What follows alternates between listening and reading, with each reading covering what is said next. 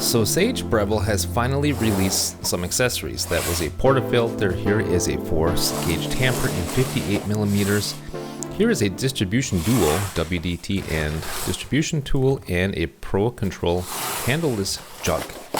Now they make these accessories in 58 and 54mm variants.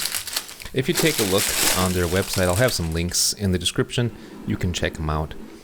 So I really like the Bottomless Portafilter. It's got a beautiful handle on it. It's quite thick, actually, thicker than other ones that I've used. Also, the metal used on it is stainless steel 304, and that's it's quite a nice thick metal. There's Sage imprinted on the handle.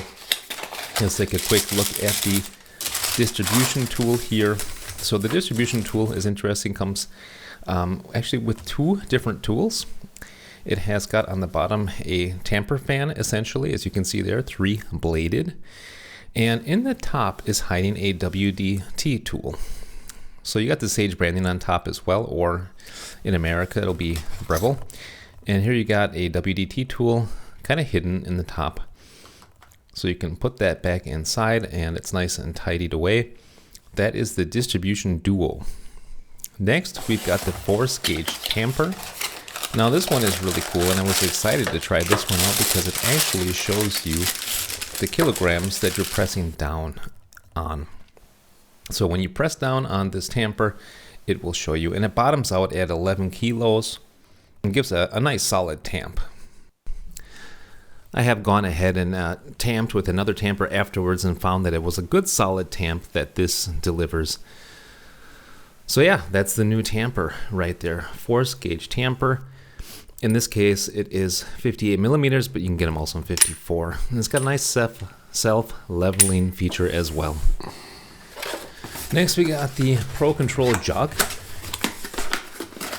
And this is really a nice jug for two reasons. One, it's handleless, so you can practice your latte art without a handle, which sometimes can be a little nicer.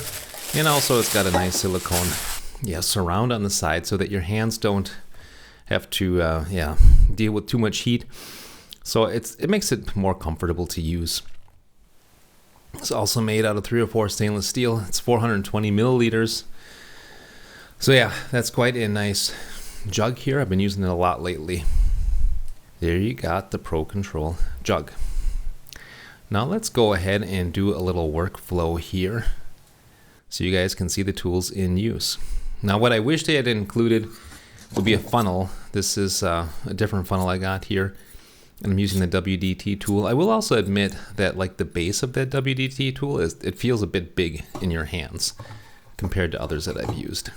And you have to use two hands to screw it back into the distribution tool. Let's give that a little tamp and distribute it with that tool. I'm using the norm core underneath it to hold the portafilter, and here comes the tamper. I'm going to show you how it tamps up to 11 and it bottoms out there.